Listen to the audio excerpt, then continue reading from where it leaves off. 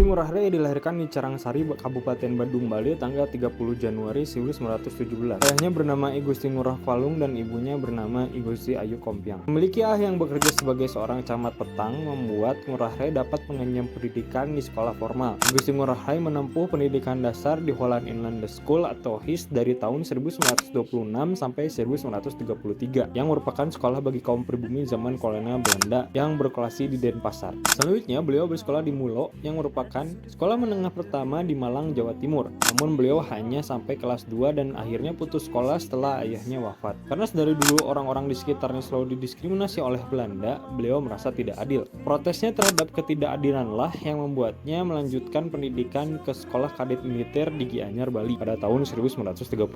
Lulus dalam waktu 4 tahun, I Gusti Ngurah Rai dilantik sebagai Letnan II pada tahun 1940. Lalu beliau diangkat sebagai komandan seksi di Korps Prayuda di Denpasar. Beliau juga mengenyam pendidikan militer pada Corps of Planning for Reserve Officeran atau CORO,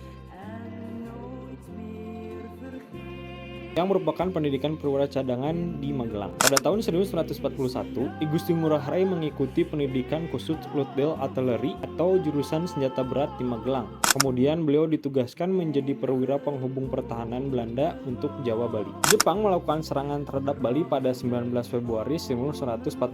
Jepang berhasil menguasai Sunda Kecil dan Korps Prayuda dibubarkan. Di masa penjajahan Jepang, I Gusti Ngurah Rai bekerja sebagai agen Mitsui Bussan Kaisa atau MBK untuk Bali dan Lombok. Namun lama-kelamaan Ngurah Rai semakin yakin bahwa pendudukan Jepang hanya memperburuk keadaan penduduk Bali. Pada tahun 1944, Ngurah Rai makin mengecam penjajah. Beliau bergabung dengan gerakan bawah tanah anti Jepang yang mulai terbentuk di Bali dan mulai bekerja sama dengan dinas intelijen sekutu. Dinas tersebut masih punya sejumlah agen rahasia di Hindia Belanda pada masa pendudukan Jepang. Beliau menyamar sebagai kepala sel.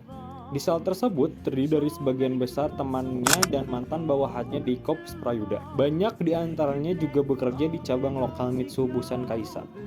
Ngurah Rai menyuplai sekutu dengan informasi tentang jadwal dan sifat muatan kapal transportasi Jepang. Pada suatu saat, beliau dicurigai dan ditahan oleh polisi Angkatan Laut Jepang. Namun, karena kurangnya bukti, beliau dibebaskan setelah 3 hari ditahan. Beberapa teman lainnya, seperti I Gusti Putu Wisnu dan I Gusti Wayan the Best, bergabung dengan peta atau pembelah tanah air di Bali, sehingga dapat memperluas jaringan pergerakan mereka. Setelah proklamasi kemerdekaan, beliau dan rekan-rekannya membentuk Tentara Keamanan Rakyat atau TKR Sunda Kecil.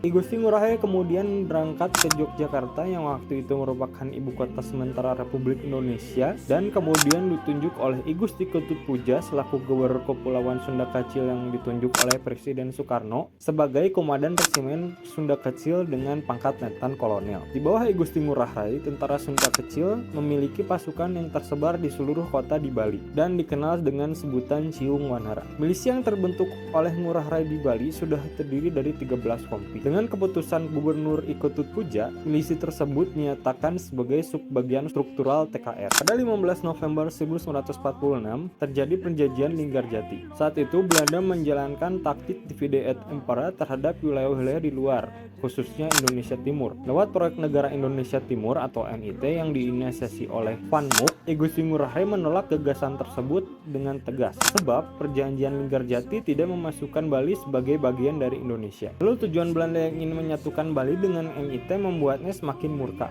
Alhasil, I Gusti Ngurah Rai dan para pasukannya melancarkan serangan terhadap Belanda. Serangan dimulai pada 18 November 1946 dengan menyerang markas militer Belanda di Tabanan, Bali. Belanda pun membujuk Ngurah Rai untuk bekerja sama, tetapi Ngurah Rai menolaknya. Ngurah Rai memimpin pasukan pertama dan akhirnya pasukan Belanda di Tabanan itu berhasil direbutnya. Melihat kejadian itu, Belanda meminta bantuan dari Lombok, tapi Ngurah Rai ditanggap. Beliau segera memindahkan pasukannya ke Banjar Ole yang terletak di Desa Marga. Pemindahan pasukan Sunda Kecil itu dapat diketahui Belanda, sehingga pada tanggal 20 November 1946 pasukan Belanda mengadakan serangan besar-besaran terhadap Desa Marga, tetapi pasukan Ciung Wanara berhasil menghalau dan memukul mundur pasukan Belanda. Ketika itu pasukan Belanda sangat terdesak. Pasukan Belanda pun mendapat pasukan besar-besaran. Peralatan perang Belanda yang serba modern sangat menyulitkan pasukan Ngurah Rai. Pasukan Ngurah Rai menjadi sangat kritis hingga akhirnya beliau memerintahkan pasukannya untuk melakukan perang puputan atau perang habis-habisan, yang artinya lebih baik berperang sampai mati secara kesatria daripada jatuh ke tangan musuh. Ketan Kolonel I Gusti Ngurah Rai akhirnya gugur bersama 95